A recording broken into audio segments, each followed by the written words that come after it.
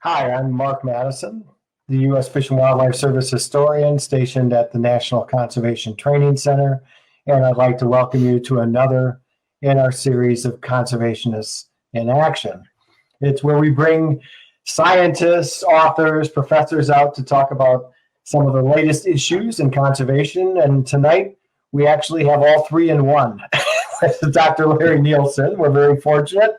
He's able to join us this evening. So the way this is going to go is I'm going to ask Dr. Nielsen some questions, and he's going to give me plausible answers to them. And we'll do this from 6 to 6:45, cover his distinguished career, which I'll tell you about in a minute. And then at 7 o'clock, we'll have a public lecture from Larry about his newest book, Nature's Allies. So it's a rich evening.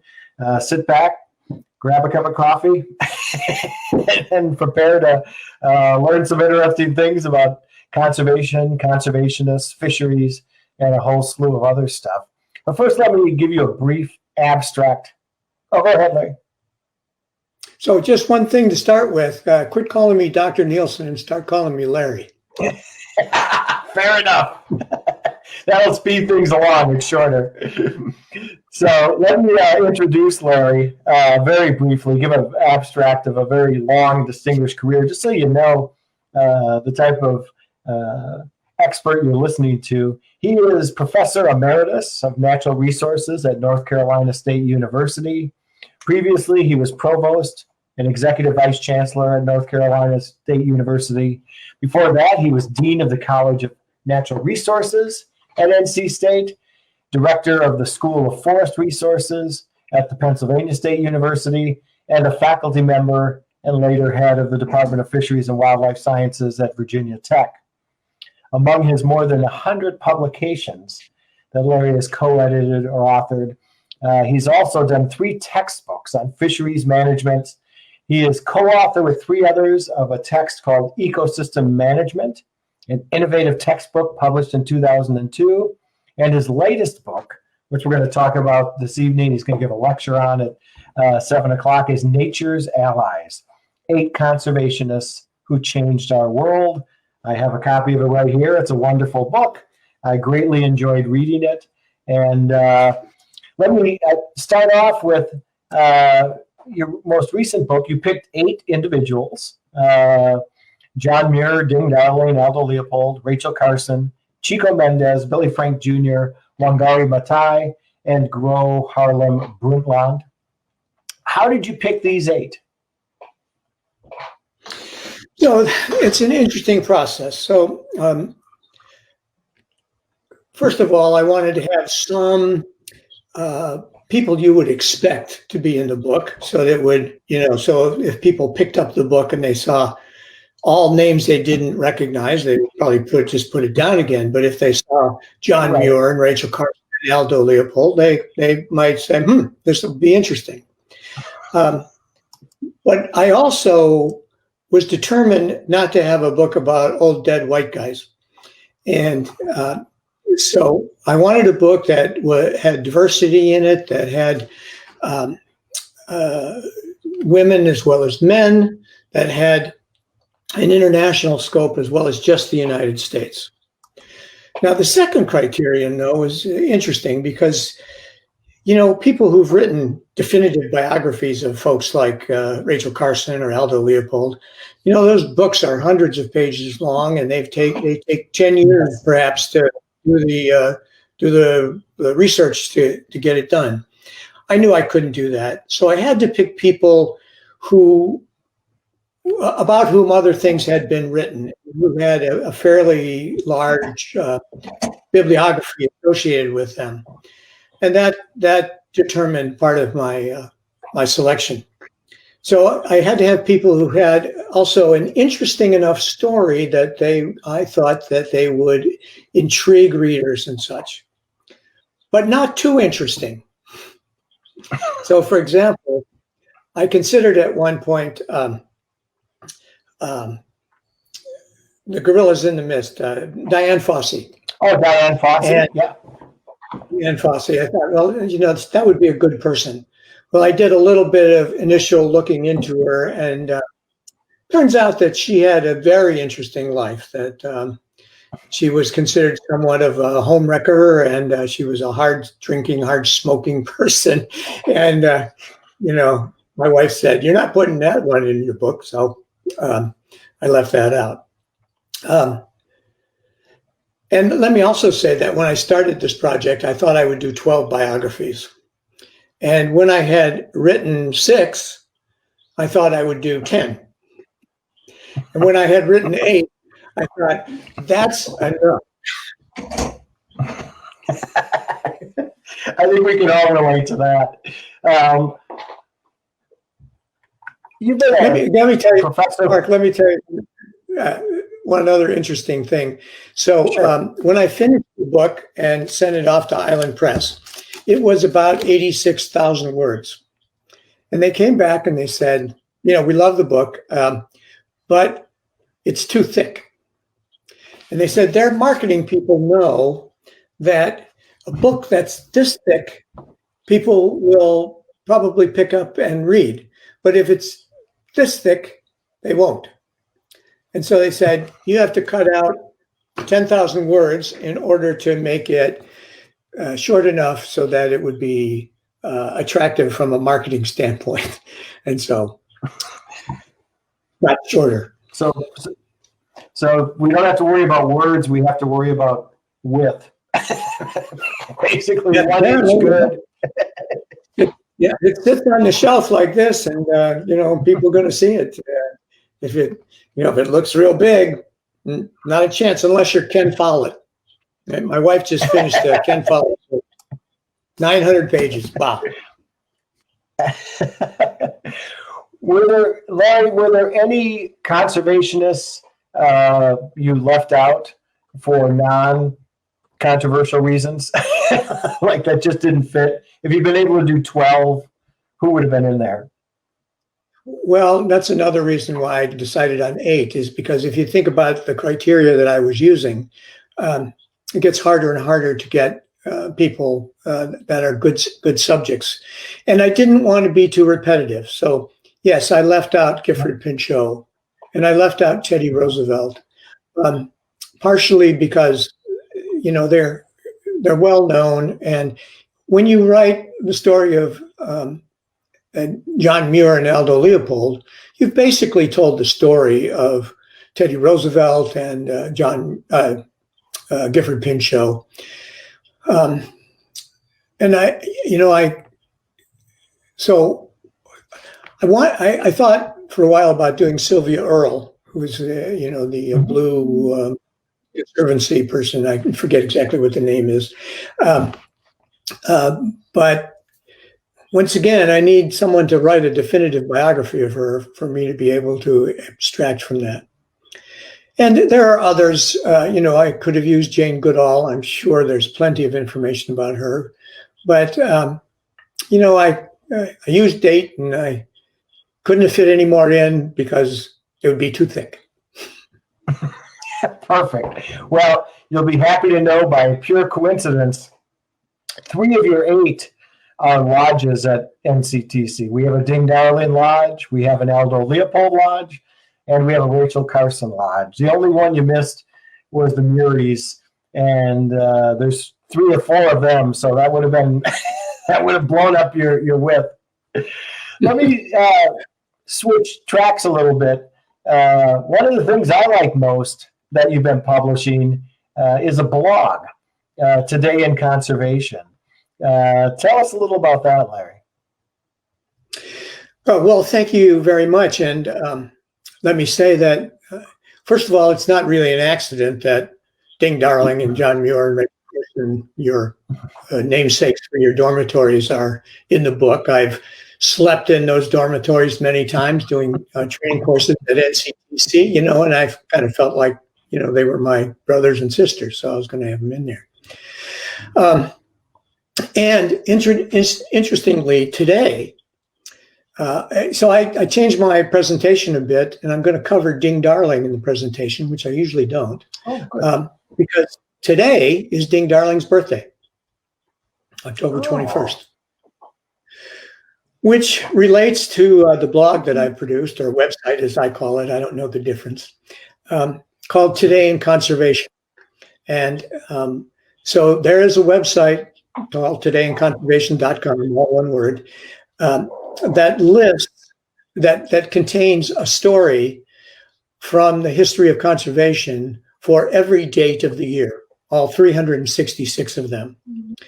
And that really was my project after writing Nature's Allies, was to compile that. And you can imagine when you write 366 stories, all, maybe 500, 600, 700 words, that's quite a task. It took me about 5 years probably to complete enough so that there's at least one story for every day of the year, every date of the year. And I did it as a way to give back to the conservation community. It's a free website and you can use it, and anybody is welcome to use it. The idea was that it would be available for teachers who want an interesting anecdote to start a class, who want a topic to build a day at the Nature Center around, students at the starting point for research.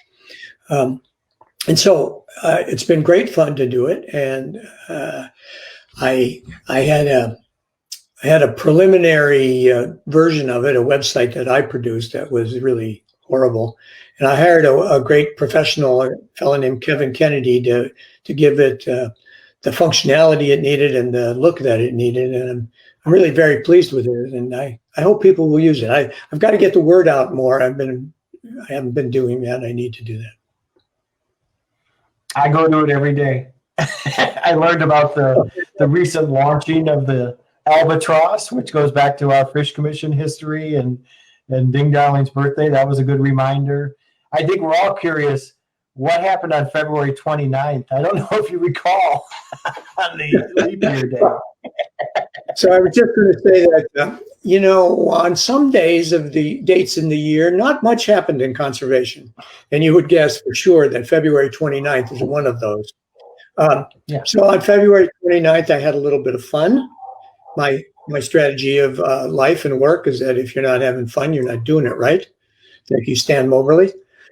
So on February 29th, I've got a piece about nature's great leapers. I like that. That's perfect. All right, let me ask you about a different book than Nature's Allies.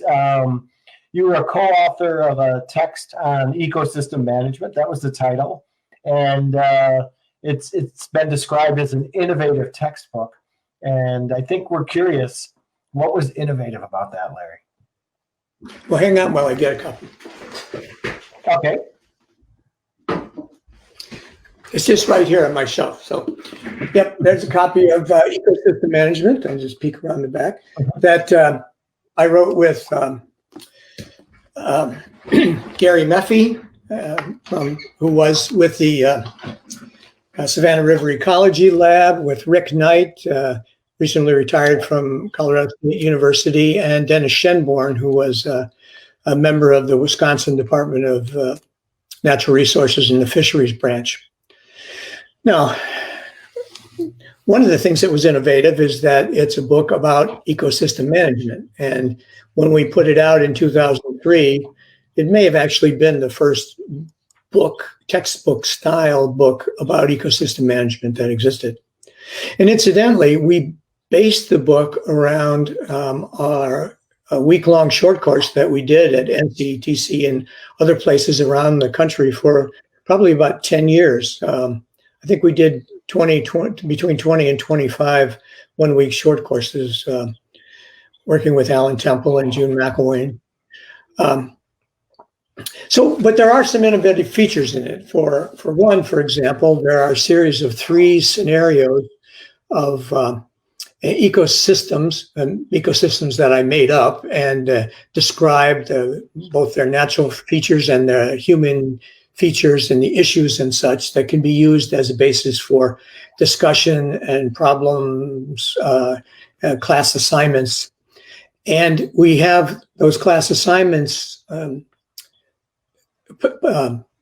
examples that are included in the book, right in the book, for small assignments and large assignments. So it's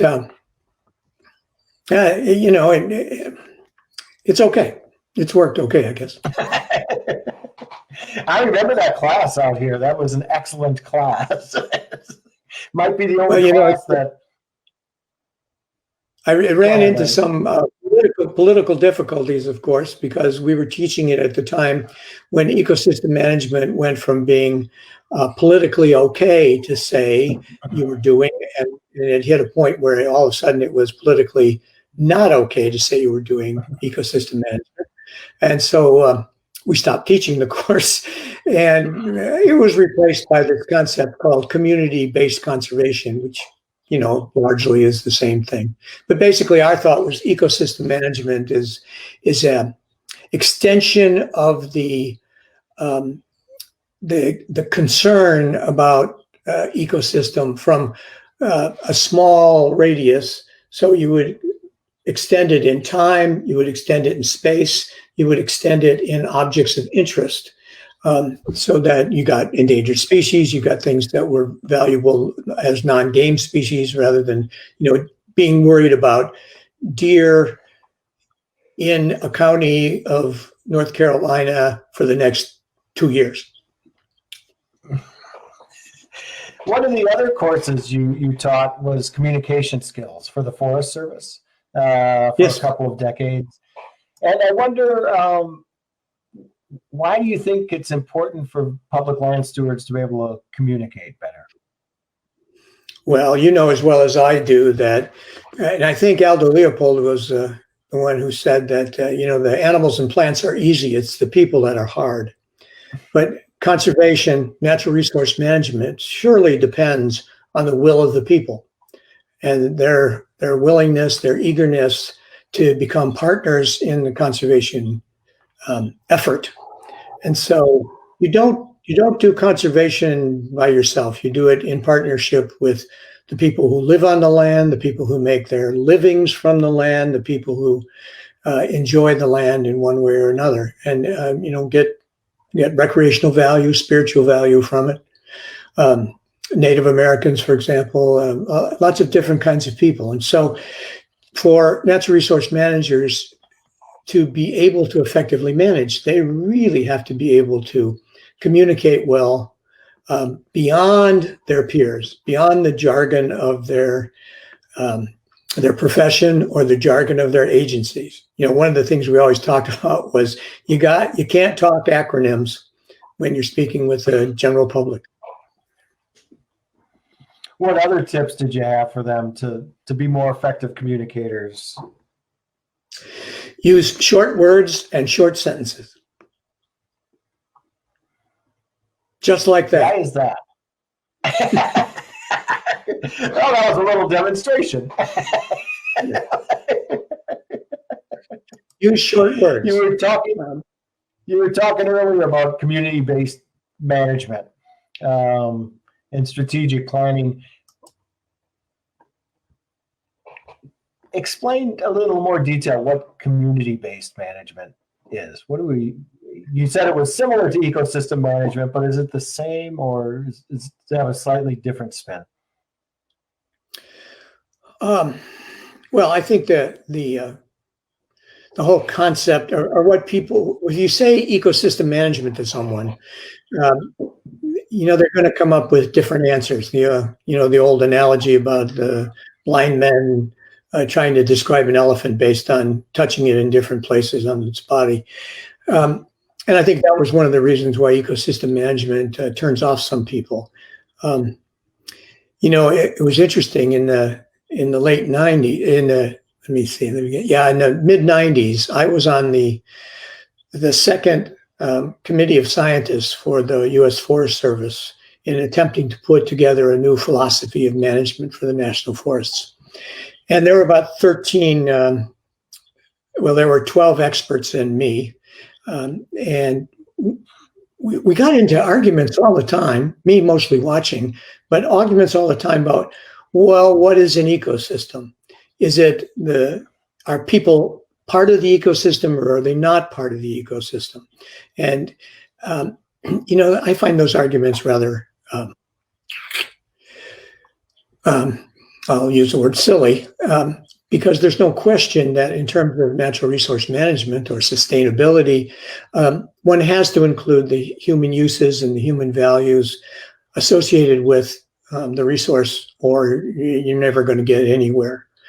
So I think sometimes when people talk about ecosystem management, they think primarily in terms of the non-human parts of the ecosystem, the life history strategies and the habitat condition and those types of things. What the genetic makeup of a population is and such, all of which are important. But it's not going to get you anywhere unless you are working with the people on whose lands these plants and animals and habits live. And so if anything, community-based conservation to me is a much better term than ecosystem management. Yeah, it implies people are part of the ecosystem. It kind of makes that stronger. That's great.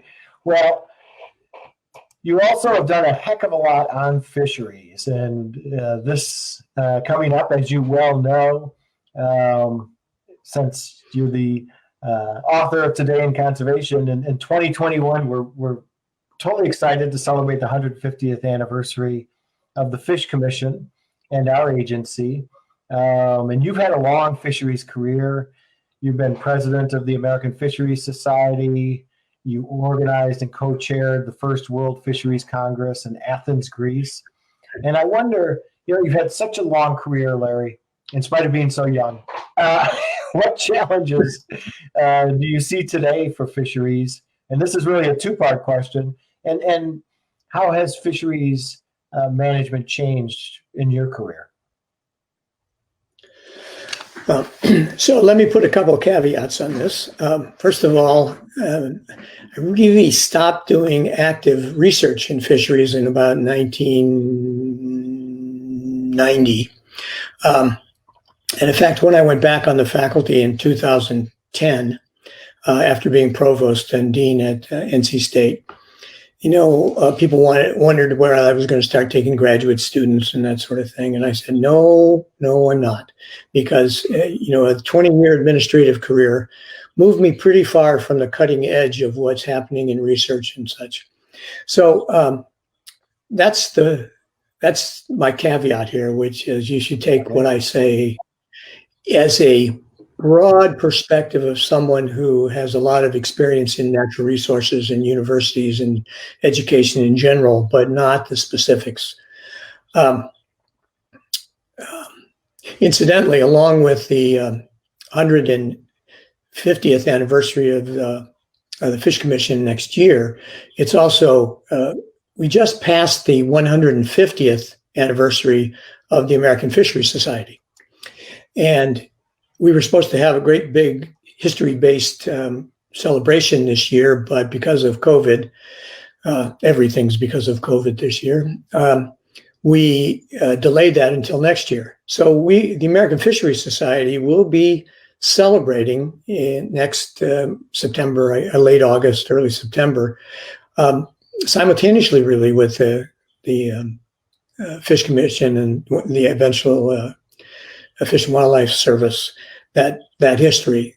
And I'm actually scheduled to give a keynote address to talk about the changes that were occurring around 1870 in terms of how people thought about natural resources, thought about biological sciences, and as a preface for then talking about the history of the American Fisheries Society itself. And I'm really looking forward to doing that presentation and doing that work, because it was a really cool time between about 1850 and 1875 in terms of lots of changes. So that's an aside. That's the caveat. What do I think of has happened to fisheries and the challenges? Well, I can tell you one thing that's absolutely certain between when I was active and today, and that is the advent of genetic-based work and DNA markers, RNA markers, all that sort of stuff has unbelievably changed and radio telemetry being cheap and accessible and remote sampling of all kinds has changed the availability of data about fisheries tremendously. And I think we're going to be looking at in the coming years a very substantial sort of redefining and reimagining what we can know about fish populations, fish communities, and fisheries in general. I'll talk a little bit in my presentation when I talk about Billy Frank Jr. about those things. So that's one. Second is the importance of aquaculture. You mentioned I co-led the first World Fisheries Congress back in 1991, and about 4 years ago, we had, I think it was the 7th or 8th World Fisheries Congress. And I gave a keynote address at that, talking about what things were like 25 years earlier, 2024, actually, the way it worked out. And one of those is aquaculture. Aquaculture has become such a predominant part of fisheries management, and I believe in it very strongly. I said at that meeting that we eat salmon at my house once a week, and the only salmon that I buy is farm raised. And I got a lot of grief for that.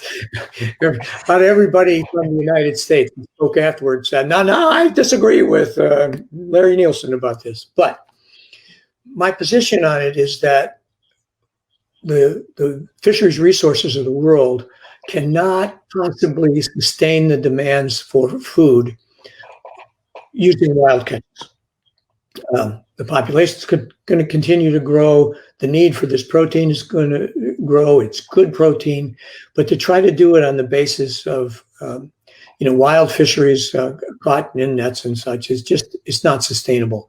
So developments in aquaculture are essential to the future of the human protein food supply.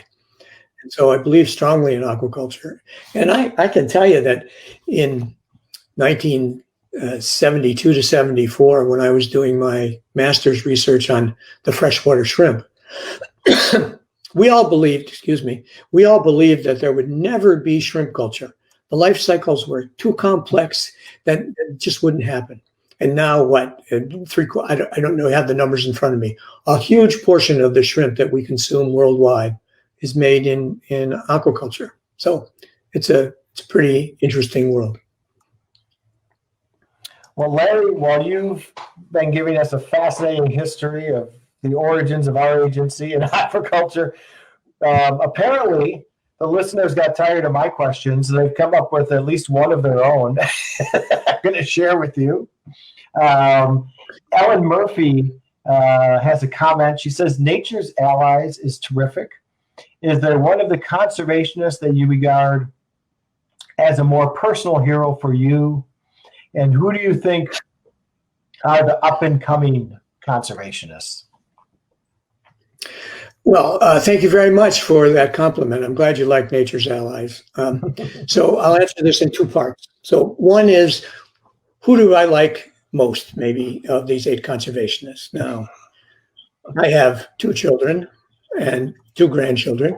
And if you ask me the question, which of my children do I like best, I'm not going to answer it. Or my grandchildren. I only have one wife, and I can tell you which wife I like best.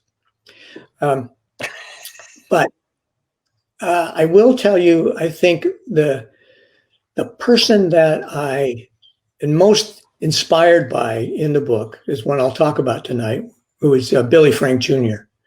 I think his story is so compelling, and his personality was such an important part of this story happening and unraveling that I think it's just remarkable. Now, the person I probably identify with the most is Gro Harlem Brundtland. Incidentally, I don't want to correct you, Mark, but it's not Gro, it's Gru. Thank you for correcting me. So just think about the anti-hero in the movies with the minions, right? His name was Gru. Oh yeah, and that's the way you pronounce her name. perfect. She's probably the one I identify with most. I guess because in a very, very simple way, our careers, tracked somewhat the same direction. In mine in an insignificant way, hers in a very significant way. But I will tell you one thing about, let me reach up on my bookshelf one more time.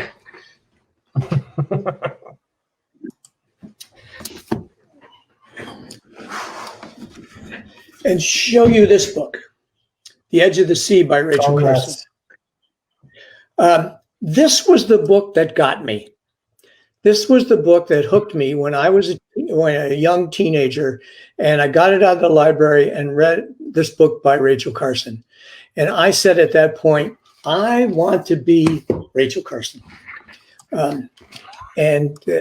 So I owe a big debt of gratitude to Rachel Carson for providing the inspiration that got me moving in this direction and kept me moving in it. And I would say that Rachel Carson is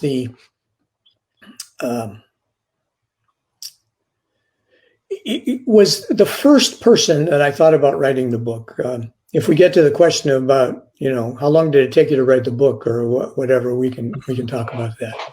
So, second part of the question: who are the up and coming conservationists that we might talk about for the future? And let me tell you that I have an idea for a new project that I'm just beginning to do the research on, which is, so it's great to write about these famous people that had big lives and presumably big impacts. But there are thousands of people out there who are committed to conservation or environmental sustainability in one way or another, and who do valuable work, good work all the time. They haven't had their life stories written. They haven't, they're not household names. So my next project that I want to do, and you talk about fantasies, right? This is my fantasy, that I'm going to travel around the world and interview and photograph about 50 people in various countries that are doing on the ground important work in conservation, but they're young or younger, and their lives stories haven't been told, and no one's made a feature movie about them. But I think by bringing those voices and those faces to conservation, it can be an inspiration for all of us, including people that come from diverse backgrounds and don't look like me necessarily. And that's my next project. And so I could read you off a name of some of the people that I'd like to include, but that's really not the important part. The important part is that I figure out a way to make that happen. Let me say one other thing about that.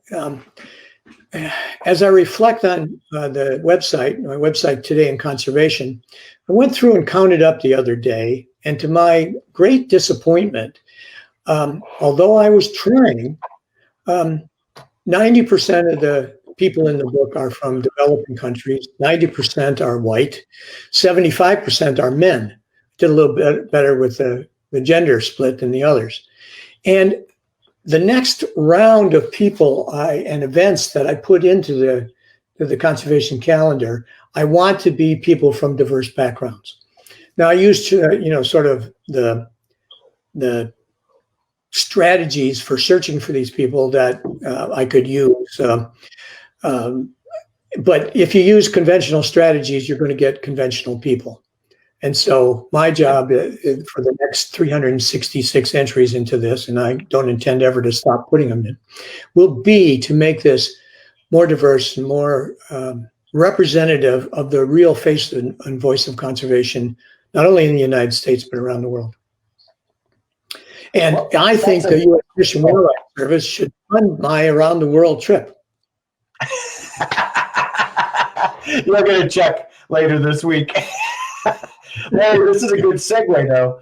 You talked about international conservationists, and you've worked around the world, from Republic of Georgia to the Czech Republic, South Africa, Costa Rica, England, and I wonder, seeing as you have such a great background in natural resource management and teaching it and so on, what differences do you notice when you travel internationally? What other countries are doing?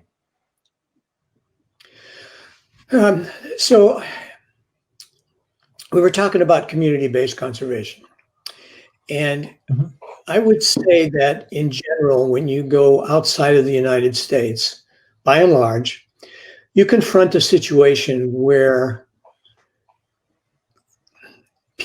governments cannot isolate nature in wilderness areas or national parks of the kind that we have in the United States. Our version of national park is not replicated around the world very much at all. So I would say that a major difference between us and other places is that invariably, for different reasons in different places, but invariably, conservation needs to be practiced in collaboration with other uses of the land, whether it's for food production or wood production or water resources or hydroelectric facilities. I'd say the rest of the world does not have the luxury, and I don't use that in a pejorative way, the luxury that we have in the United States and maybe in Canada, for example, to have vast open spaces that have not been very densely inhabited and that we could and had the foresight to put away. So community-based conservation is absolutely essential in other places. And, I'm not going to speak about Chico Mendes tonight, the Brazilian rainforest advocate, and he got bumped in favor of Ding Darling. But when you read about conservation in South and Central America, what you read about and you see is that it always has to be practiced in a societal context, because just by itself, it's not going to go very far. But it has to have an element of bringing the lives of people along with it, improving the quality of life at the same time. And I would just offer another perspective, which is that I feel strongly that the enhancing the quality of life for the poorest people, the most disadvantaged people in the world, must go hand in hand with our protection of natural resources and our use of natural resources. Because if you don't do this, if they can't get together, the environment is eventually going to lose out. So we have to be bringing people along with the conservation message. And I wrote about Gro Harlem Brundtland in the book, and I won't talk about her tonight either. But she is the person who coined the definition of sustainability that we use today, and that live today so that people in the future, I'm paraphrasing, live today so that people in the future can live as they wish. But she recognized that quality of life, a sustainable environment, and public health were not three things, but just one thing. And that to me is crucially important. So. That's great. All right, we're just about out of time, and I do want to hit you with two more questions because of your expertise. So the first one is, Larry, you were a great teacher. You won numerous awards and an impressive administrator. You mentioned, how long you've been a higher education administrator. You wrote a very well-received book called Provost. So I wonder what suggestions you have for higher education, maybe specifically as regards how we teach, say, natural resource management or ecology for higher education these days? I know you've thought deeply about this. Yes. So it's always, what do I want to say? Winston Churchill is famous for saying, if he said man, but we'll say if a person age 21 is not a liberal, then she or he doesn't have a heart. And if when she or he's 40 is not a conservative, that person doesn't have a brain. Okay? And I sort of like that and sort of don't. But what I would say is if you're 60, or in my case, 72, and you're not liberal again, you don't have a soul. And it's because there are big issues and big problems associated with living in this world. And we've got to solve those. And my interest in education always, so the analogy to what Churchill said is that, so when a student goes to college, there is the introductory work that they do, which can be general. And then there's the stuff in the middle, all the technical things that you need to know.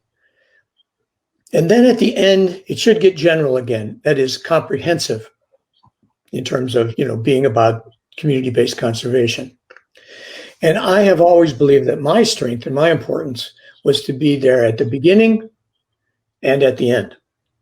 And that I'm not the sort of technical person. My gosh, we need those people. We need the people who can run the models and who can collect the data and analyze the data and do the statistics and all of that sort of stuff. But for me, it is crucially important that people get started early and get started broadly in understanding what conservation is about. And that's why when I went back on the faculty in 2010, I said that I would take over this introductory course called Conservation of Natural Resources, that at the time we taught it one semester a year, had 100 students about. I built it to every semester and had 300 students in it, because I thought the message was so important. The need to get the conservation message out to everybody was crucial, and that I could do that. And I think in higher education, it's important to have your best teachers. Don't do it the way I did it. Put your best teachers in the beginning courses so that they can give students, energize students and convince them of what's important. And my goal as a teacher was, and I always told students this, was that I hoped 10 years down the road, when they had a job and a wife and a family and a house and were making decisions about how they were going to live their lives, that there may have been something that we talked about in our class together that would help them make an informed decision. I'm not going to tell them what they should decide, but that they would know the conservation message in broad context. And to me, that's what's important. Thank you. I think that's great. So you are the bookends, basically. And just to clarify, that's the point to take out of the Churchill quote. Not a political statement or anything. You're the generalist at the beginning and end. And my last question is just, you've done so much with history, with your website and Nature's Allies. What do you hope younger people going into the field of conservation take out of these stories? Well, I hope they find, for example, in Nature's Allies, that one, it's readable, and two, that they see themselves in some of these people, and that they see that, as Margaret Mead said, don't ever doubt that a small group of committed people can change the world, because indeed that's the only thing that ever has. Um, I would say that, to be able to read these stories, to be a young woman in conservation and read the stories about Rachel Carson, and to be a young African-American in our field and read about Wangari Maathai, to be a Native American and read about Billy Frank Jr. and say, I could be that person. That, I think, is remarkable. And that's what I wanted to achieve. I think that's a great way to go out. So for those of you viewing, we're going to take about a 10-minute break, come back at 7 o'clock. And at 7 o'clock, Larry's going to present a couple of the conservationists from his book, Nature's Allies. So we'll take a quick coffee break here, let Larry stretch, and maybe pull some more books off his bookshelf. It seems voluminous. And then we'll see you. We'll see you all back at this same location in about 10 minutes. And if you have any questions for Larry, either from this conversation, from reading his books, or from his distinguished career, please put them in the comments section of wherever you're viewing us, and we'll get to all those questions in the next hour. So we'll see you in a little bit.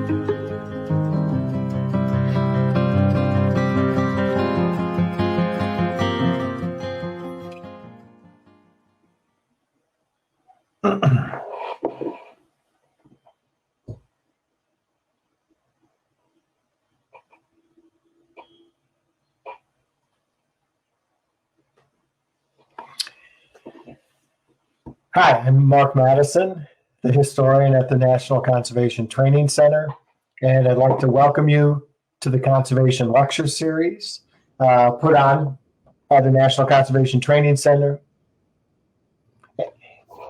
and the Friends of NCTC.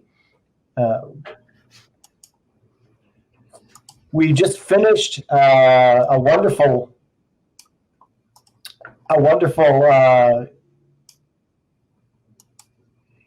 discussion, question and answer with Larry Nielsen. And as you know, the Conservation Lecture Series brings you conservationists, authors, educators from around the world. And we actually combined all three tonight in Larry. So those of you that weren't with us for the previous hour, let me give you just a brief introduction to Larry. And then we'll go into his presentation. So Dr. Larry Nielsen is Professor Emeritus of Natural Resources at North Carolina State University.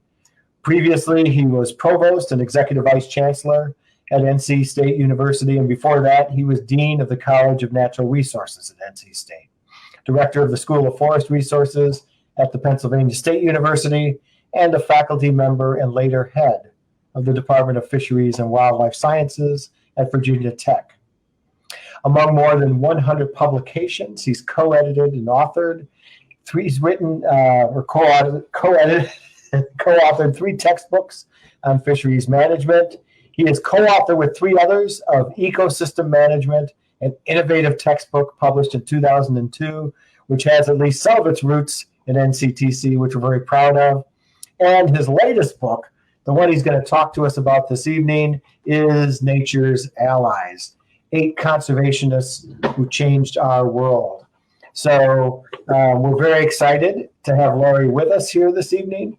And I will turn it over to Larry with extreme gratitude for coming to do this virtual lecture for all of us. Oh, one last thing. If you have questions during Larry's talk, please place them in the comments section of wherever you're viewing this, and we will get to them at the end of his talk. So with that, I'll turn it over to you, Larry. Thank you very much, Mark. I really appreciate a chance to be here with your NCTC colleagues and viewers from wherever you are. Thank you for spending some time with me this evening to talk about some of the great leaders in conservation and what their lives and what their work has meant for us. Now, I'm going to share my screen, which means that in a second you will not see me, good for you, and you will see my slides. And those will continue for about 42 minutes, and then we can talk again. I'll come back, bad for you, and we can have a discussion about some of the things that you're interested in. So bear with me for a second while I bring up what we want to make happen here. And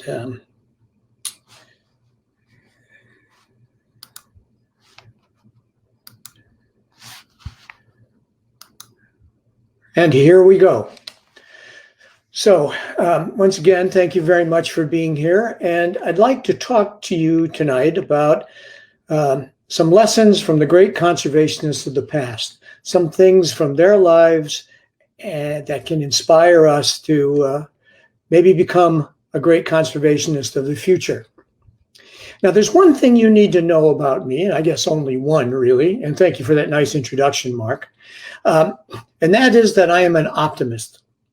I believe that today is better than yesterday, and that tomorrow will be better than today. And as proof of that, I will tell you that for 72 years, I have been a Chicago Cubs fan. And you cannot be a Chicago Cubs fan unless you're an optimist. But to prove that optimism is the right thing, let me note that after 108 years without a championship, the Chicago Cubs did win the World Championship in 2016. And I have great hopes for this year, but alas, it's going to be the Dodgers, I'm afraid.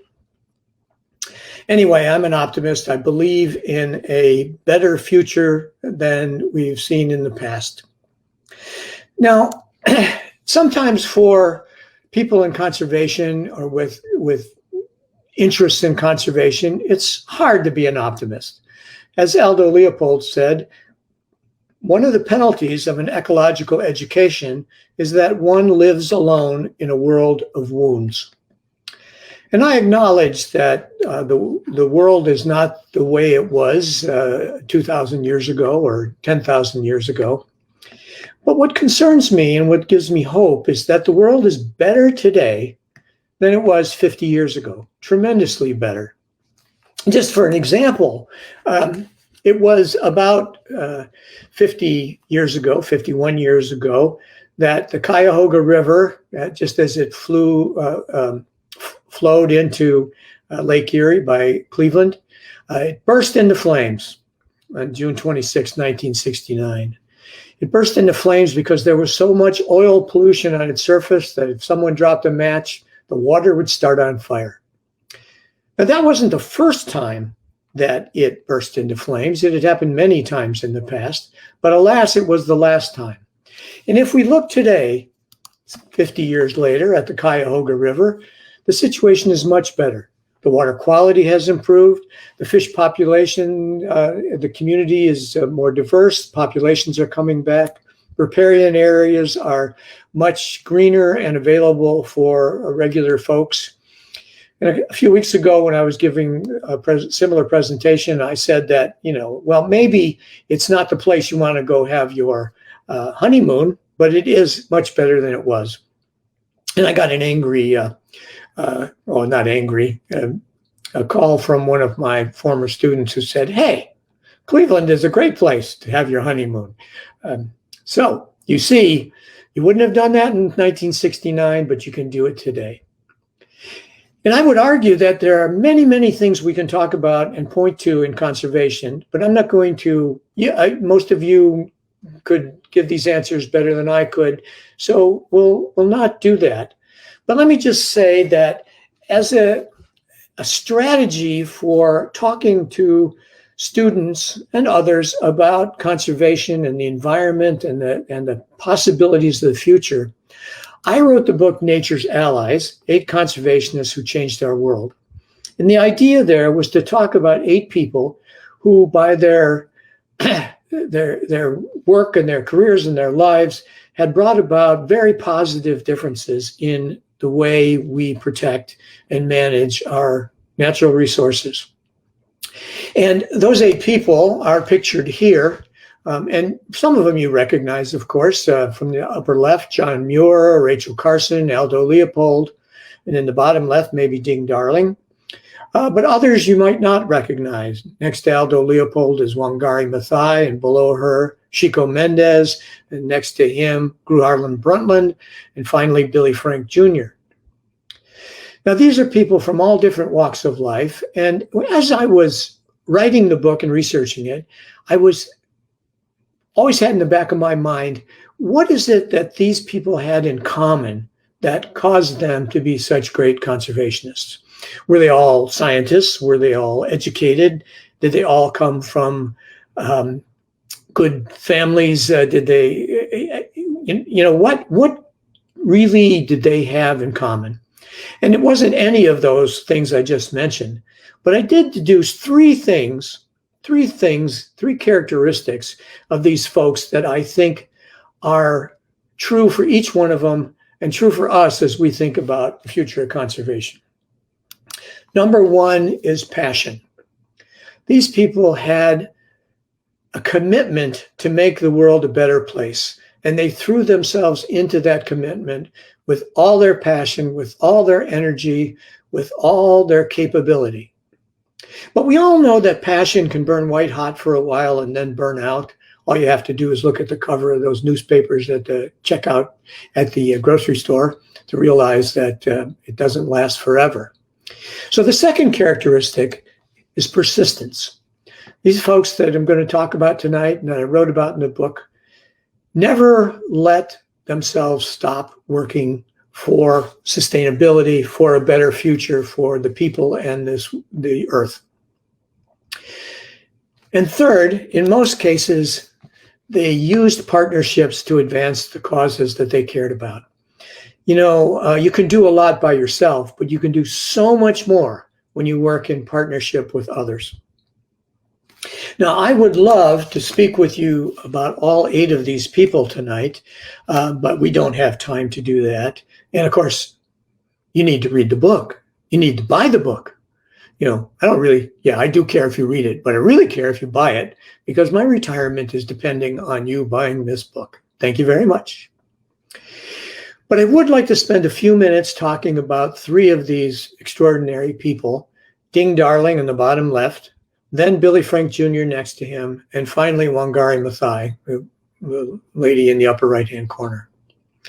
And show you the passion, the persistence, the partnerships that led them to become the icons of conservation that we know about. So let's begin with Ding Darling. Ding Darling was a editorial cartoonist for the Des Moines newspaper, who became truly a leader in conservation. And today, I often don't talk about Ding Darling, but today I am, because today is a special day. It is, in fact, Ding Darling's birthday, October 21st, 1876. And while we're on this slide, I want to mention to you that I have produced a website called Today in Conservation that you can look at every day. And it has a story about something that's happened in the history of conservation on every date of the year, all 366 days. And if you're a teacher, I hope you'll use them. If you're a student, I hope you'll use them. And if you just like to see what's gone on in the past in conservation, please visit Today in Conservation. Well, Ding Darling grew up in the far northwestern corner of the state of Iowa, born in 1876. And he was really a child of the wide open plains. He loved to hunt. He loved to fish, to ride horses. He was quite an explorer and adventurer in his own way. He wasn't, and he loved to draw, and he could make people love him for his drawings, and he could also make people quite upset by his drawings. And in fact, he got kicked out of one of the colleges that he went to for drawing this caricature of the president of the university doing a Scottish Highland fling that was in the school yearbook. And most people liked his drawings, but apparently the president of the university didn't. And I was a provost, and which is close to being a president, and I can tell you most of the presidents I know wouldn't have enjoyed that either, but us provosts would have. Well, Ding Darling's name was J. Norwood Darling, but he adopted the nickname of Ding, which was short for Darling, as a way to have what he thought was a cool moniker, and also to hide his true identity from the people he drew. That didn't work very well. But it did help him along in a career to become one of the United States' most important and well-known editorial cartoonists of the first half of the 20th century. He drew an editorial cartoon virtually every day for 50 years that appeared first in the Des Moines newspaper and then became syndicated around the world. And in those days, the editorial cartoons weren't buried deep in the newspaper, but they were on the front page. It was a way that people could get a picture of what was going on in the news right away by looking at the front page. And here you see a picture of an editorial cartoon that he drew when President Franklin Roosevelt won. And we'll talk about Darling and Roosevelt in a few minutes. But as much as Ding Darling loved cartooning, he loved something else more, and that was conservation. He was an ardent conservationist his whole life, an ardent hunter, a believer in protecting land, protecting resources. And he would often draw and slip in an editorial cartoon on the front page of the paper that dealt with conservation. Here's one, for example. He was quite worried about the growth of the world's population and the ability of Mother Nature, you see down there by the cook stove, being able to feed this growing population that had an insatiable appetite for food.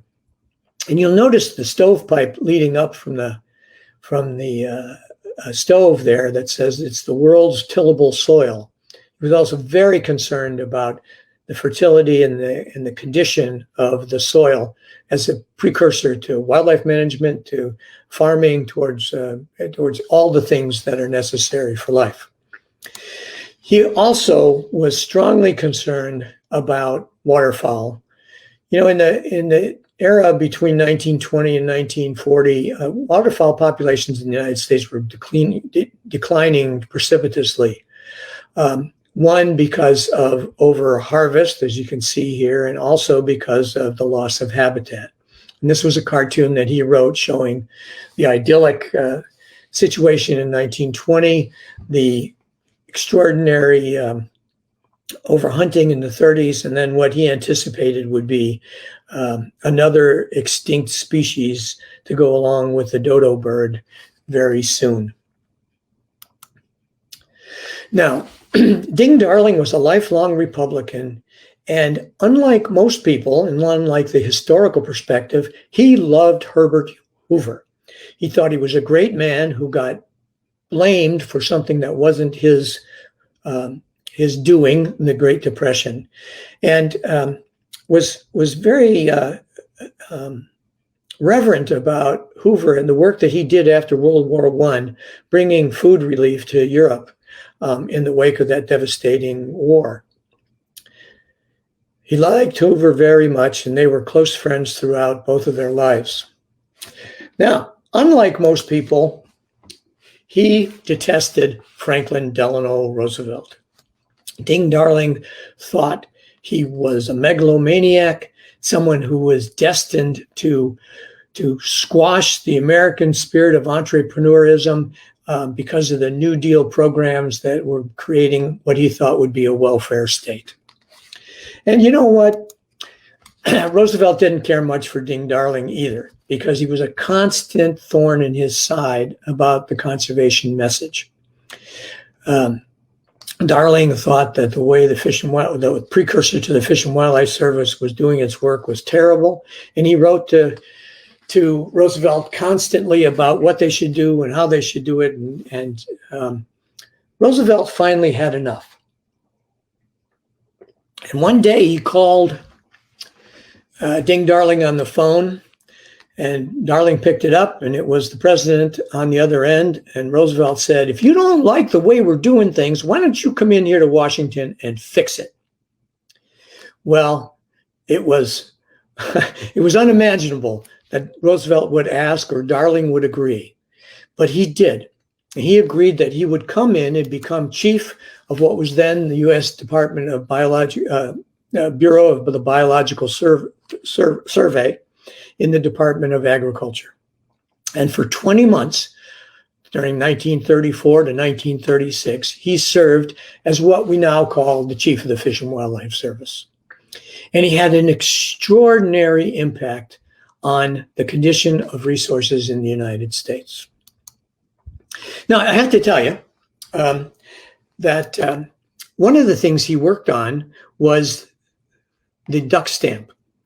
As Darling came into office, the duck stamp had just been passed by Congress, and it was his job to implement the duck stamp program. And one of the first things he had to do was figure out what a duck stamp would look like. And one day his boss came in, the Undersecretary of Agriculture, and said, "Hey, Darling, we need to start talking about and thinking about what this duck stamp would look like." Now, most high-level executives in Washington, D.C. and other places used to keep a supply of starched shirts in their desk drawer in case they had to change for an evening event. And all of those shirts had inside them a shirt cardboard that held them neatly in place. So Darling pulled out a shirt from inside his his drawer, pulled out the shirt cardboard, and quickly sketched something and said, "How does this look?" as the first stamp. And in fact, that became the image that was engraved on the first duck stamp in 1934, 1935. And here it is. And that was the beginning of the duck stamp. And we all know how important duck stamps have become through time. At that point, it cost $1. And in the first year, there were 600,000 of them. Now there are many millions. Here's here's Ding Darling getting a page of stamps at the first printing from the Postmaster General of the United States. Today, the duck stamp looks like this, and it costs $25, not $1. But it has been an extraordinary success based on the implementation of it by Ding Darling. It's produced more than $800 million to buy and maintain wildlife refuges, and it's been copied all over the United States and all over the world as an extraordinary way to fund wildlife management. Now, he also thought that the wildlife refuge system needed a lot of attention. There were, the first wildlife refuge started in 1903, but there were a few that had come in the intervening 3 decades, but they weren't well taken care of. They weren't maintained. They weren't run. And there needed to be a lot more. And so Darling hired a fella, John Salyer II, who he knew from the state of Iowa, to go out and survey the country and find out where the refuges should be and acquire the land. And during the 20 months that they were together, they acquired the land for 55 wildlife refuges covering 5 million acres.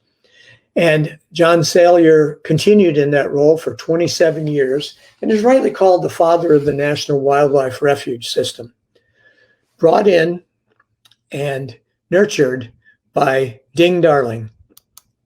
And today, as you know, there are, I checked just today, 568 national wildlife refuges that cover 95 million acres. And before you Fish and Wildlife Service people tell me it's 150 million acres, that I know includes the marine reserves and other things that are managed by the system, but aren't strictly wildlife refuges.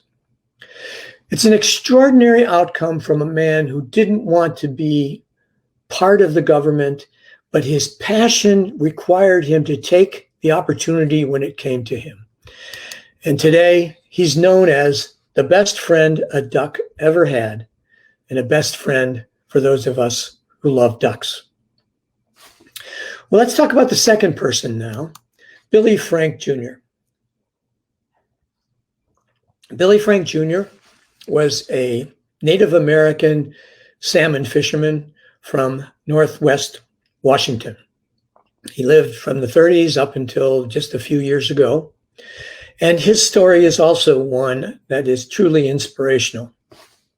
Now, Billy Frank Jr. was a member of the Nisqually people, one of about 20 Native American groups in Western Washington that are still recognized today.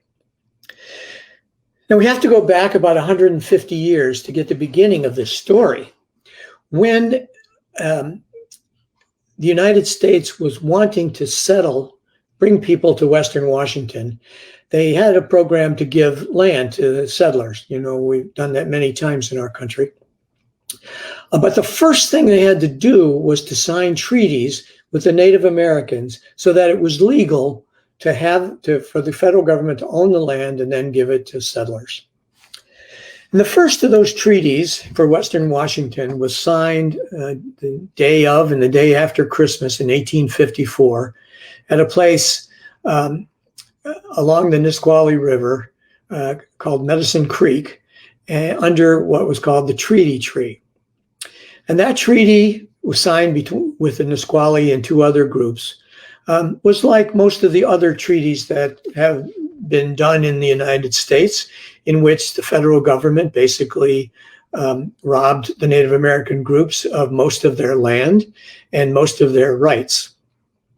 But there was one clause in this treaty that has turned out to be extraordinarily important.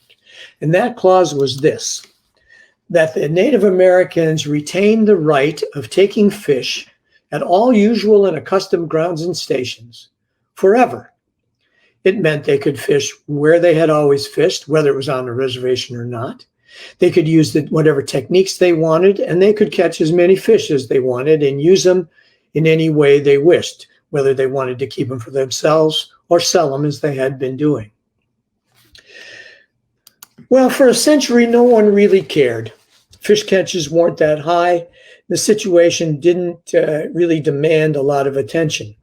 And this is a picture of some of the natural, the original ways that they fished, putting up weirs to stop fish migrating upstream on the way to spawn. But you know, after World War II, a century after that treaty was signed, things started to change. And the hero in our story from now on is Billy Frank Jr., the man standing in the back of the boat with the gill net. After World War II, the condition of the salmon populations was going down precipitously. Fish catches went down for lots of reasons. There was overfishing. There were dams being built on the rivers that stopped migration both up and down. There was pollution from industrial sources and also logging that went right to the edge of the streams and rivers, causing sedimentation and high temperatures. The fish populations were in bad shape. Someone had to take the blame for this. And guess who got the blame? Well, of course, it was the Native American fishermen. At the time, in the post-war years, the Native American fishermen were taking about 5% of the total catch, but they were the ones who got the blame for the decline in the fish populations. And the place where the confrontations tended to focus was on a place on the Nisqually River called Frank's Landing, a place where Billy Frank Jr.'s grandparents and parents and he and his family had been landing fish, processing fish, selling fish, and other things for generations. It was the white-hot center for the issues surrounding the controversy between the Fish and Game people in the state of Washington and the Native Americans, who were saying that they were doing only what their treaty allowed them to do. And as we get into the 1960s, things got more and more intense. The law enforcement got more violent and more extreme. Here you see agents from the Washington Fish and Game Department pulling an Indian gill net up out of the water. They would often do this. They would confiscate the nets, confiscate the fish, confiscate the boat if they could get it, and arrest the fishermen. Billy Frank Jr. was first arrested when he was 14 years old when he was caught fishing, and about 50 more times over the course of his life. It became so routine that if Billy Frank Jr. had gone out fishing in the morning or overnight and didn't come home for supper, his wife would simply find something in the house that could be pawned, give it to one of their sons, who'd take it to the pawn shop, get some cash, take that to bail his father out of jail. It became extraordinarily routine. And it involved many people, but Billy Frank Jr., and that you see in this red circle, was an exceptional participant in all this because he had a personality that differed from, just about everybody's. He loved people, and it didn't matter whether you were his friend or you were trying to arrest him. He treated you with respect and like a friend. He would give you a smile, a firm handshake, and often a hug if he could. He was a natural diplomat. And as a consequence, he became a spokesperson for the issue of Native American treaties and became the person who was often at the forefront, not just at forefront of these issues, not just on the riverbank or getting arrested. Now, as it gets to the late 1960s and early 1970, the situation becomes more and more dire and more extreme. And in this figure, you can see in the bottom left, Maisel Bridges, one of Billy Frank Jr.'s cousins, clinging to her gill net as the conservation officers were dragging it and her and another woman who was behind her out of the water so that they could confiscate the nests and arrest the women. It was getting really bad. Now, this is also the time that social unrest was at a high fever pitch in the United States. Young people everywhere were protesting about the war in Vietnam, about civil rights, about women's rights, about rights to do whatever you want with your personal life. And the issue of Indian rights and Indian treaty rights became part of this national movement. And so it attracted a lot of attention. And with the help of others, Billy Frank Jr.'s cause was on the front page of the newspaper, it was on the radio, it was on the TV news, and it became a bigger and bigger issue. And then it came to head in September of 1970 when a protest near where the Nisqually River came out near Olympia, Washington, got really out of hand.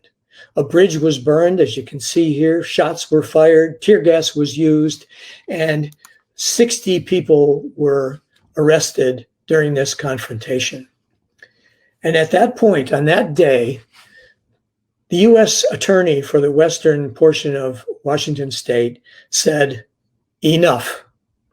And a couple weeks later, when he got his ducks in line, he had the U.S. government sue the state of Washington for the abrogation of the native treaty fishing rights. Now, this case was given to a fellow named Hugo Bolt, a judge, and many of you will know about the Bolt decision.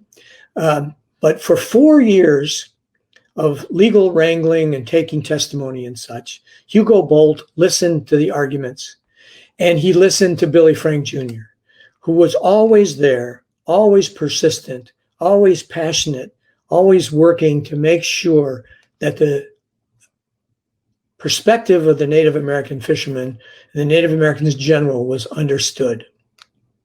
In 1974, early in 1974, Judge Bolt issued his finding, and he had three findings in his decision. One is that the Indians' rights, treaty rights for fishing had been violated and have been violated for a century. Now, the second thing was that people expected that he would assign some of the fish catch to belong to the Native Americans. Like I said earlier, they were catching 5% of the fish. And so they expected that he would give the Native Americans 5% of the catch. He did not. He assigned half the fish catch to the Native Americans, reasoning that they were one sovereign nation and the United States of America was another sovereign nation, and each of them should get half of the catch. Well, as you can imagine, this was not appreciated by the traditional fishermen. This picture shows Judge Bolt being hoisted and hung and later burned in effigy on the lawn of the federal courthouse in Olympia, Washington. And you can see what some of the fishermen wrote on their boats about this situation. It wasn't liked, and it was appealed several times, but always upheld by the Supreme Court. Now, the most important of the three things that Judge Bolt said was this, the third, and that is from now on, the Native Americans and the state and federal government would manage these fisheries collaboratively. That it wasn't just the state and the federal government that got to make the regulations and decide what was what, but it had to be done collectively, collaboratively, and all parties had to agree to what the fish management was going to be. And this indeed, folks, led to a new era of fisheries management. Because now, well, and guess who was in the middle of it? Billy Frank Jr. He helped form what the Northwest Indian Fisheries Commission, which is the official body that manages these fisheries on behalf of the Native American communities in northwestern Washington. He became the leader of that commission for almost all of the rest of his life, except for a short interval. He became the official fish manager for the tribes. And now you see what happened is that because this now had to happen in collaboration between two entities, that all of the work had to become transparent and explicit. And out of that developed all of the things that we now use and know about fisheries management. Recruitment models, population models, real-time harvesting, genetic analysis, all of those things have their roots in the reality that Native Americans and state and federal officials had to get together, share the information, and come up with common strategies for seasons, for takes, for annual allowable harvest, all of those things. And always in the middle of it, as he had been on the riverbank, as he had been in the legal case, and as he was now in the management of the fisheries, was Billy Frank Jr. He made this extraordinary transition because of his commitment, his personality, and his persistence, from being the getting arrested guy, as he liked to call himself, to becoming the international ambassador for salmon. He became a friend and colleague and advisor to 7 presidents. He negotiated partnerships with state agencies, with the federal government, with the government of Canada and Japan to have this entire Pacific management plan for salmon. He worked with timber companies and power companies and the U.S. Army to manage the resources collaboratively to make sure salmon had a chance to be sustainable. And that led to some of the highest recognitions that you could imagine. Wildlife Refuge, that includes on its edge the place where the treaty tree once stood and where the treaty was signed, is now the Billy Frank Jr. National Wildlife Refuge. And he received the National Medal of Freedom posthumously from President Obama a few years ago. And because of the work of Billy Frank Jr. being persistent in making sure that salmon were protected, our salmon populations are now well managed and recovering to the point where there's enough for commercial fishermen, there's enough for Native American fishermen, for recreational fishermen, and even for the famous brown bears of Katmai National Park. Okay, let's go halfway around the world to the country of Kenya in East Africa. And I'll tell you about our last person, our last conservationist, Wangari Maathai. Wangari Maathai was a Kenyan woman who did something truly extraordinary that I'll tell you about in a few minutes. Well, she was born in the 1930s and liked to call herself a child of the soil. She was born into a subsistence village where they had small farms that provided people with a healthy, nutritious diet. People were well fed, they were happy, they had a pleasant environment. And it was perhaps not idyllic, but she loved it and the people were very happy. Now, Wangari Maathai turned out to be a very lucky young girl in Africa because at the time, girls didn't go to school. But one day when her mother was putting her brothers, getting them ready to go to school, one of her brothers said, "Mom, why doesn't Wangari go to school like we do?" And her mother didn't have a good answer for that question. So she said, "Wangari, put your shoes on, you're going to school." And Wangari Maathai went to school and she never stopped. She was an excellent student in elementary school, in middle school, in high school, and was fortunate enough to go to the United States and get a biology degree from St. Scholastica College for Women in Kansas. And here you see her in one of her classes in her dormitory. And then on to the University of Pittsburgh to get a master's degree in biology and great skills using electron microscopy. Now, because at this time, in the mid-1960s, Kenya had become independent and needed native Kenyans to take on important positions, she went back to Kenya and took a position as an assistant professor of veterinary medicine at the University of Nairobi. One of her jobs there was to go out in the country and survey the condition of cattle for diseases and nutrition.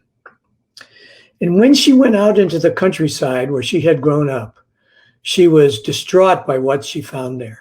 Because in place of the subsistence farms and the small woodlots that were there were now huge commercial plantations of tea and loblolly pines.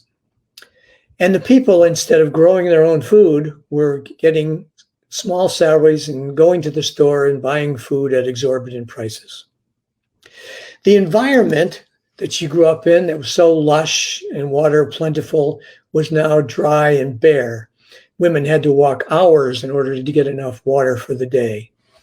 And likewise, the woodlots were gone and the wood supply was gone, and women had to walk hours to get the wood needed to cook their food and to warm their homes during the colder parts of the year. Instead of being well-nourished and happy people, what Wangari Maathai found were people that were poor, were malnourished, and were dispirited with their condition of their life. And Wangari Maathai said, I have to do something about this. I must commit myself to change this situation. And for a while, she didn't know what to do. And then, as she said, it hit me all of a sudden, why not plant trees? Why not help the women of Kenya relearn how to grow trees and to help reforest the country? And so she did. She began a program of meeting with small groups of rural women in village after village in Kenya to teach them and to help them create nurseries where they could grow trees and then plant them out into the landscape. Trees that would mature in a few years and produce fruits and produce wood that they could use, produce shade and better soils. And she did this with group after group after group around the country. And with that, her fame through grassroots grew and grew and grew. And as she performed this work over many years, she realized that there were other things that she needed to pay attention to. And she became a crusader for not only the trees, but for the environment in general, and for the rights of the people of Kenya to live in a self-determining democracy. And here you can see a picture where she is going to protest the theft of a public forest given to a rich landowner by the president of the country. And you can see that she's going to protest, and he has armed guards standing there ready to threaten and perhaps injure Wangari Maathai. She was never deterred. Her passion was never deterred. She was not about to stop. She said, the more you challenge me, the tougher I get. My hide is like that of an elephant. Now, she continued this work, and things got worse and worse and worse for her. At first, she was considered a nuisance, and no one thought she'd have much impact. But she did, and then she became a problem, and eventually became considered to be an enemy of the state, and had to live underground, figuratively, moving from house to house among her friends to stay ahead of the police and assassination attempts. She was arrested many times. She was beaten many times. At one point, she was beaten over the head and her head was bleeding, and she had to sign her arrest warrant, and she reached up and put her finger into the blood and signed her name with her own blood. Here's a picture of her being taken out of prison, where she had been locked up for 2 weeks in a damp, cold, dark cell that had made her arthritis so bad she thought she might never walk again. But as she left the hospital in a friend's car, she saw banners on the street that said, "Wangari, you will never walk alone."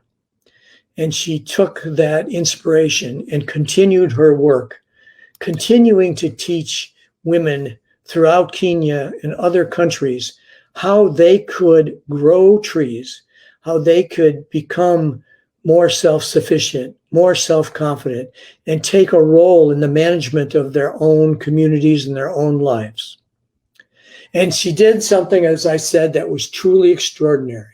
In collaboration and partnership with these groups, she planted 50 million trees in Kenya. 50 million. And tens of millions in countries adjacent to Kenya that were never counted. 50 million trees, while being pursued as an enemy of the state. And her activity became known as the Greenbelt Movement. And if you go to Uhuru Park, like the Central Park of Nairobi, Kenya, you can see in one corner of the park this sign in a place called Freedom Corner that was put up to recognize her efforts to regrow trees, to reforest the country of Kenya, and to encourage us never to forget the work that she had done. And of course, we haven't forgotten that work, and the world didn't forget that work, because in 2004, Wangari Maathai received a small award, the 2004 Nobel Peace Prize. The first Peace Prize given in recognition of the fact that a peaceful world, one without war and strife, is only possible if there is a sustainable environment for that world to live in. And I love the story about the day she heard that she had won the prize. She was riding in a car on her way to a hotel, a local hotel in Kenya, to perform an event. When she got there, the news had gotten to the hotel before she did. And all the people were out front as she pulled up and got out of the car, and they were clapping and yelling. And one of them said, "Wangari, how can we help you celebrate, acknowledge this wonderful recognition that you got?" And she said, "How about you bring me a shovel and we plant a tree?" 50 million and one. An extraordinary person doing extraordinary things. Well, those are the three stories I wanted to tell you tonight about Ding Darling and Billy Frank Jr. and Wangari Maathai. And I wish I could tell you the stories of all these people. We don't have time. And of course, I want you to buy the book.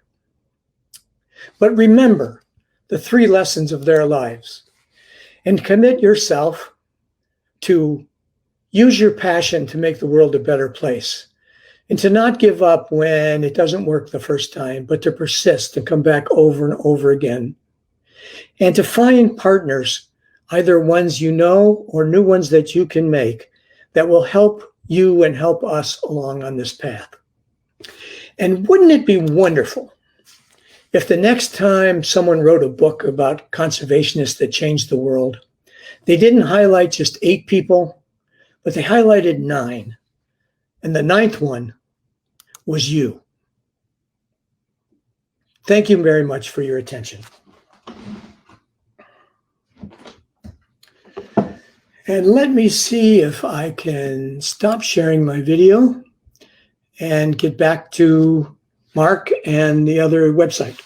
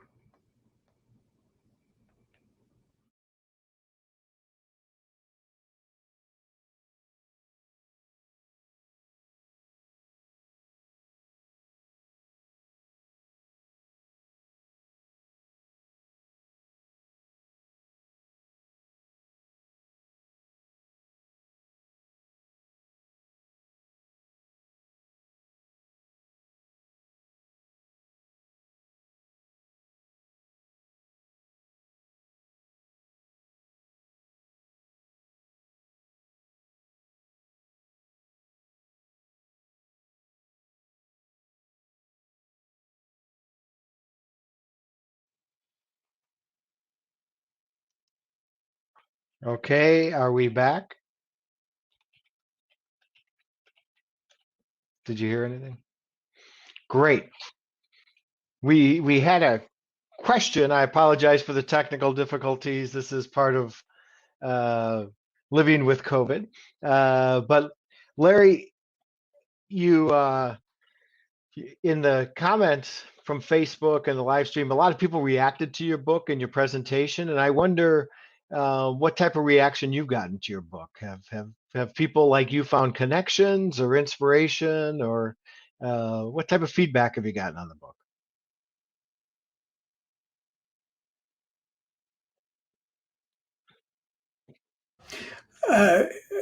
Well, most of the reviews that have come in on Amazon and other places have been very good.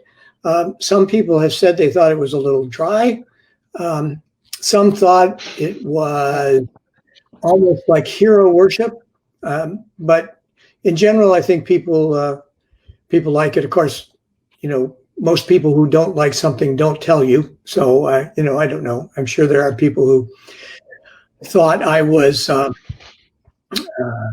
wrong about people. I'll tell you one thing that was interesting. I've gone around the country doing lectures based on the book, and I was quite concerned when I got out to the Pacific Northwest. I did a series at the University of Washington and Oregon State and Western Washington University, and I was hoping that my perspective on Billy Frank Jr. was in fact the one that they had out there. And I was very pleased to see that, yes, indeed, people thought that I had gotten it right. Now, Larry, we have all three of those people you talked about as conservation heroes at NCTC, and we're very happy about that. But they seem very disparate. And besides passion, persistence, and partnerships, of the 8 people you looked at, were there any other surprising connections between them? Well, one of the things that I've found interesting throughout my life is that the state of Iowa tends to produce a lot of great conservationists. Aldo Leopold was from Iowa. Ding Darling was from Iowa. Norman Borlaug, who I consider to be a great conservationist, and we could talk about that as well, was from Iowa. Lots of people from Iowa, and I don't know why that is, but a strong connection there. No, well, let me say, first of all, that 7 of the 8 people that I profiled are amateurs. So certainly what would connect them is the fact that they found a need and found a way to support that need, and it wasn't their job to do so. The only one I consider a professional in regard to the book was Aldo Leopold. Now you might question, well, Rachel Carson was a fish biologist for the Fish and Wildlife Service, but she wrote her first 2 books about the sea, and the second one was so successful, and she made so much money from it that she could quit the Fish and Wildlife Service. And she said she was never so happy as the day she quit working for the government. I apologize for that sentiment. We're taking offense there. What she's known for really is, in general, is Silent Spring, which is something she wrote well after she was not a professional and really didn't relate to the things she did professionally. So I really believe that this passionate commitment to making the world better is really what these people that draws them together. I got a question. Yeah, go ahead. I have a question from one of the viewers. Justin McClure wanted to know, Larry, what do you think the future of ecosystem management looks like, particularly in urban and suburban environments? Thank you for that question, Justin. Well, let me say that I think the future for environmental management, which in urban environments is really another way to say ecosystem management, I think is very bright. I truly am optimistic about the future. I think the way, for example, that opinions about climate change have changed in the last decade is extraordinary. And I think that as more and more people live in cities, they're going to find ways and find needs to work with nature and with the environment to make a better environment. And you may know the name Stephen Kellert, who is very much into eco-design. That was an old friend of mine that died, unfortunately, a couple of years ago. But I think those ideas to bring nature into the city, to find ways to humanize the environment is going to be a big part of what we do. And I would argue that the conservation message and the conservation future needs to include in its core our interests in the urban environment. It's not all about the wonderful wilderness areas and refuges and national parks that we have, but it's about the spaces, the green spaces and the urban environments that we can create that will make a difference in people's lives. So I'm up for it. Hey, we're just about out of time. And one question that came up a couple times is people really found your talk inspiring. They greatly enjoyed this, Larry, and they wanted to know how other people would view it. And you'll actually be able to view it on Facebook in the future, and we'll put in the comments other means you might be able to view it. So have no fear, this will not disappear. And then a hearty thank you to Larry. You've been with us for 2 hours on an evening, cutting into your free time. But we really enjoyed this presentation. I personally found it inspiring and learned a lot as the historian of the Fish and Wildlife Service. And I never would have thought there were so many connections between, say, Ding Darling and Wangari Maathai. So thank you for inspiring us, for teaching us something new, and for giving us a wonderful conservation lecture series. Thank you very much, Mark. I appreciate the opportunity to be with you. And let me say that for people that might be still listening, once this COVID is up, I intend to go back on the road and talk about this. So if you have an interest in having me show up at some time, I would be delighted to do it. It's one of the ways my wife and I like to travel around and meet people and make the conservation message. And I'm retired now, which means that all my time is free time, Mark. No problem. Sounds good, Larry. We've got 5 more stories we need to hear from you about the rest of your book. So hopefully we'll get you out to NCTC in person very, very soon. So thank you. And thanks to all the viewers who took the time to tune in. We very much appreciate it. And we'll see you in November when we'll be talking about wildlife cams like eagle cams and so on. Until then, enjoy your evening.